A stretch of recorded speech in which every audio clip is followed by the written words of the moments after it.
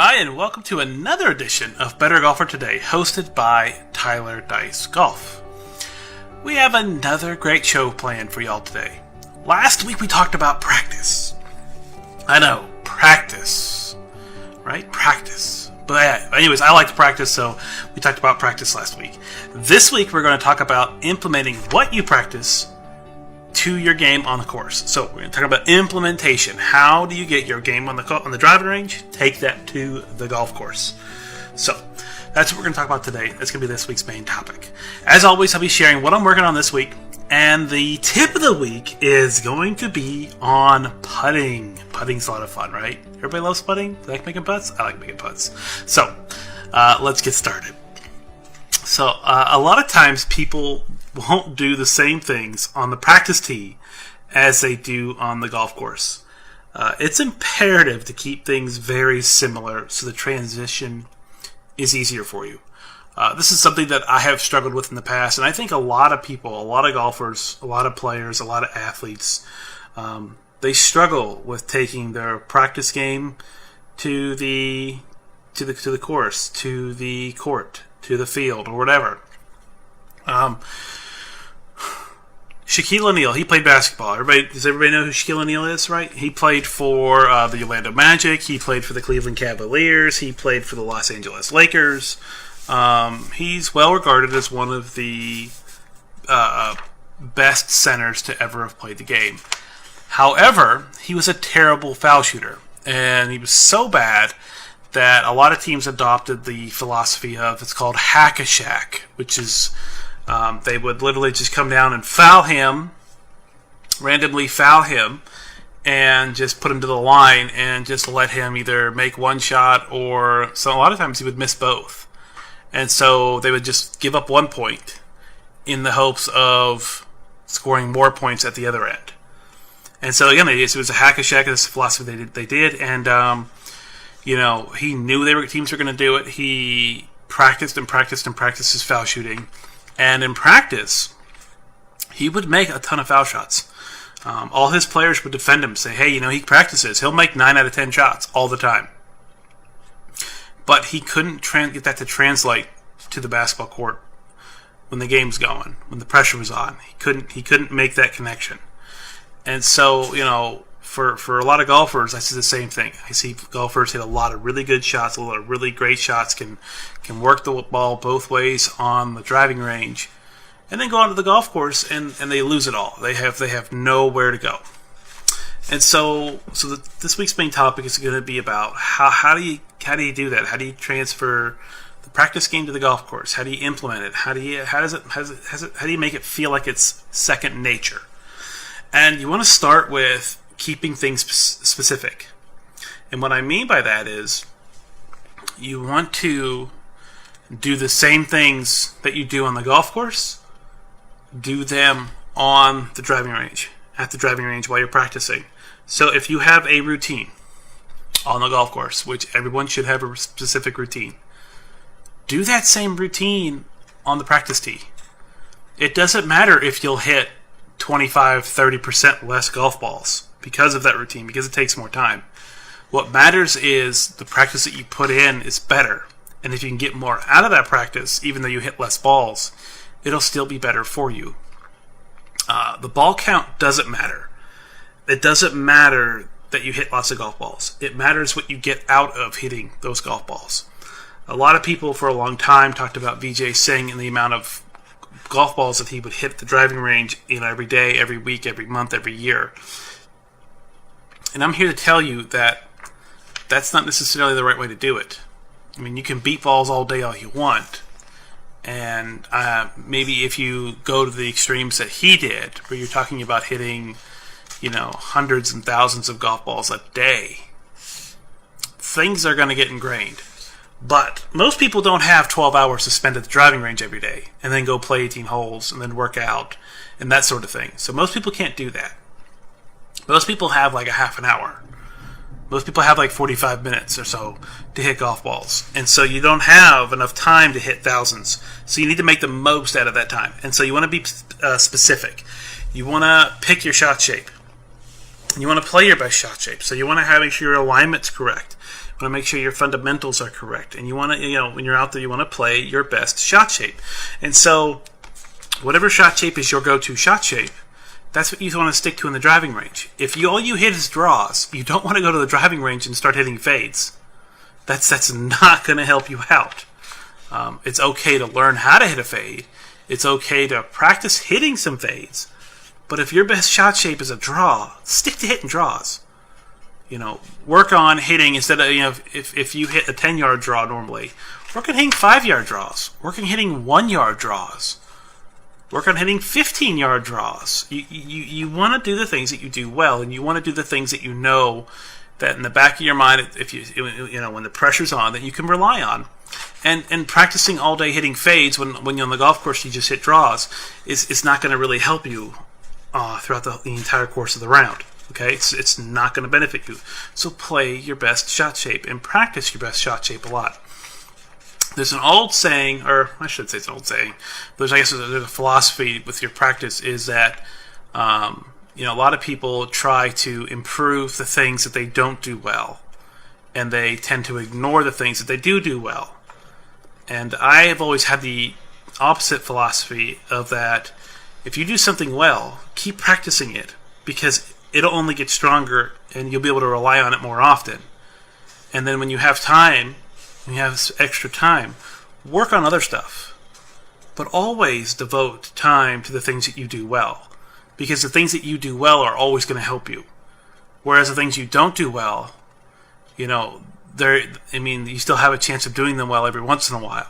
But you always want to make sure that you do the things that you do well, do them well all the time. Next, you want to keep your routine the same. I've talked about this. So keep the routine the same. You want to make sure that, like, if you're behind the ball before you hit it, like on the golf course, you get behind the ball on the practice tee.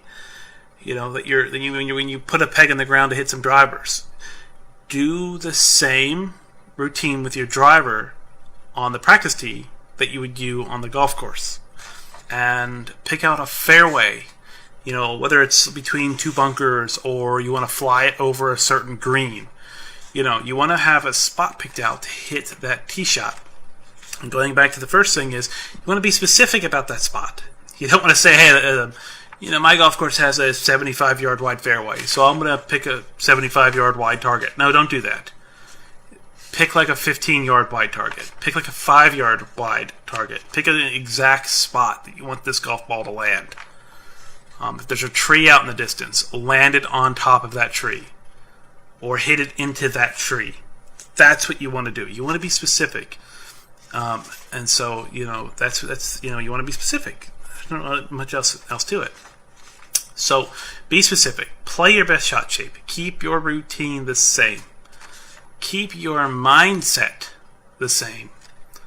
So whatever your mindset is on the golf course, a lot of people maybe they don't pay much attention to this. But I'm here to tell you that you should. And so whatever you're thinking on the golf course, how you're thinking it, take it to the driving range. Okay? Take that thinking to the driving range. Practice going through that thinking process. You want to know the ins and outs of that. You want your brain to be comfortable with how it's thinking when it's playing. Because if it's uncomfortable or unsure of itself, you're not going to get the best results. So keep your mindset the same, whether you're practicing and when you're playing. So if you have to imagine there's water out there and you can't go left, and you're hitting approach shots because you're working on hitting an 8-iron because this one hole in your golf course there's water left and you hit it left into the water too often. So hit some 8-irons in the practice tee. Imagine there's water left. The ball can never go left. And work on shots that you can hit that keep the ball from never going left. Play to the safe areas. Play to the fat part of the green. Get the ball on the green. So you want to keep working that mindset and get the correct mindset down. And that mindset that you get down on the practice tee will directly translate to better results on the golf course. Now, I mentioned this earlier, but stick to your fundamentals. Your fundamentals are crucial to translating that game from the practice tee to the golf course, okay? Stick to your fundamentals. So your grip, your stance, your alignment, your posture, your setup. These are your fundamentals. These are the things you need to check all the time. You need to be mindful of them all the time. Your fundamentals, they're simple, they're easy. They're not hard to correct, they're not hard to change. Okay, so you just want to make sure your fundamentals are spot on for your swing in your game. Also, you should work on go-to shots. Okay, everyone should have certain go-to shots that they can rely on. Whether it's a certain shot for approach shot or tee shots or chip shots, whatever. Have your go-to shots. Even putting. If you putts right, if you make more right to lefters than you do left to righters, then hit shots onto the green that give you more right to left putts. Okay, it's not rocket science. You're trying to stack the deck in your favor. Okay, golf is one of the few sports that mimic real life to the fullest. Okay, it's not fair. It's hard. It's hard to get really good at it. Okay, so you want to stack the deck in your favor, and everything you do in life should be trying to stack the deck in your favor. They don't cheat, mind you. Don't ever cheat, but you want to stack the deck in your favor. So you want to have some go-to shots that you can consistently rely on. So develop those go-to shots, because go-to shots will always translate to the golf course. Okay, so practice your go-to shots in the driving range. Practice them like you would play them on the golf course, and that will start to, translate better to better performance on the golf course. Okay, keep things simple, right? Keep them simple. You keep it simple, stupid, right? Yeah, do that. That's really, really smart. You never want to overcomplicate things. You never want to get too cute. Okay, you want to be able to pull. You want to always know that, hey, like, I can pull this shot off. And if the question is, I'm not sure if I can pull this shot off, don't hit that shot. Hit a shot you can pull off. Because if you're thinking, I don't know if I can pull this shot off, and the best you're going to do is a few feet away, and you have another shot that you could use, and say the best you can do is like 5 feet away, pull off the shot that you can do, and then make the putt. You can thank me later for that tip. Okay? Do the things you can do, have confidence in the things you can do, and keep it simple. And then lastly, for your main topic, stick with what works. I can't tell you how often I see people try and do things they just can't do on the golf course. Whether it's hitting it over a tree, whether it's bending it around a tree, whether it's curving it around, on the fairway, or trying to carry a bunker. Just don't do that. Stick to what you can do. Stick to what works for you. Okay, just don't be stupid. All right, just do what you can do. Don't ask too much of yourself, because there's no benefit of asking more of yourself. What happens if you pull off this amazing shot? Okay, all right, so you pulled off an amazing shot. There's still 17 more holes out there. It really doesn't matter. It doesn't matter if you pull off this amazing shot and you make an eagle, and then you follow it up with 4 doubles because you were trying to pull off 4 more amazing shots. Okay, it's stupid. Stick to what works. Keep it simple. Develop your go-to shots. Stick to the fundamentals. Keep your mindset the same. Keep your routine the same. Play your best shot shape and be specific. These are your best ways to take your game from the practice tee to the golf course. All right, now moving on. Let's talk about what I'm working on. I'm working on getting more out of my practice sessions. I have a little girl. I don't have all the time in the world. Okay, as of this recording, she's 14 and a half months. So I don't have all the time in the world like I used to. Okay, so I have to be very, very good about making the most out of my practice sessions. And so my range has several target greens, and currently I'm gathering data on how proficient I am hitting the greens out there. I try to hit 5 or 6 different clubs to the different greens, and then that gives me a percentage of how much I hit them. Okay, so I will typically hit 10 balls with a club to a green. Get that percentage, and I'll write it down. Well, I won't write it down. I'll text it to myself, and then this is going to go into an Excel spreadsheet, and then I'm going to get the percentages of how well I do. Okay, so that's what I'm doing. So I'm working on getting those percentages. So I'm gathering the data, and it's going to give me a more accurate baseline. And then from there, I can build a better plan of improvement based upon that data. So what I'm trying to do is I'm trying to see where the weaknesses are in my game. And the nice thing about this is that it's forcing me to use the shots forcing me to hit the shots that I do the best. And for a lot of times, I try to practice stuff that I'm not necessarily good at. And that hasn't always helped me. And so I'm trying to practice more of the things that I do good at, because that's going to help me do better on the golf course. So again, it's kind of funny. I did this main topic, and a lot of it's stuff that I'm working on. So that's what I'm working on right now. Moving on to the tip of the week. So like I said, the tip is going to be on your putting. And this is a good tip because this is something that I work with. This is a little, it's not a swing fault, but it's something that's inconsistent, right, with my putting. And so what happens is I like to get a little bit of excess movement in my hips and lower body when I'm putting. So as I take the club back, my hips like to open up a little bit, and as I follow through, my hips try to release. You don't want that when you're putting. So any excess movement when you're putting can throw things off. So keep what needs kept still. Sometimes I notice slight movements in my hips and knees, and this can cause me to push or pull the ball, even on short putts. So be mindful of that happening, and this is totally true.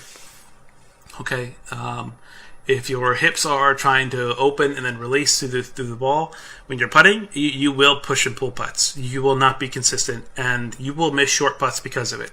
A lot of this, for me, is caused by I try to look too early, so I'm quote-unquote peaking. I'm peaking too early on the putt, so I just need to focus on keeping my head down, hitting the putt, and then watching it roll. I like to just hit the putt and then look at the hole real quick because I want to see where it's going. So I just need to be a little bit more patient, and that typically tends to correct itself. And so that's all we have for you today.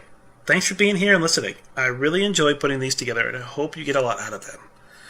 I always try and provide insight from the player's point of view, so I hope you like it. And I do. I try to keep things from someone that's trying to score their best every time they go out. And so, a little insight, I don't know if I've mentioned this before, but when I go play golf, every 9 holes, I try to hit 7 fairways, 9 greens, and have 15 putts. That's my goal.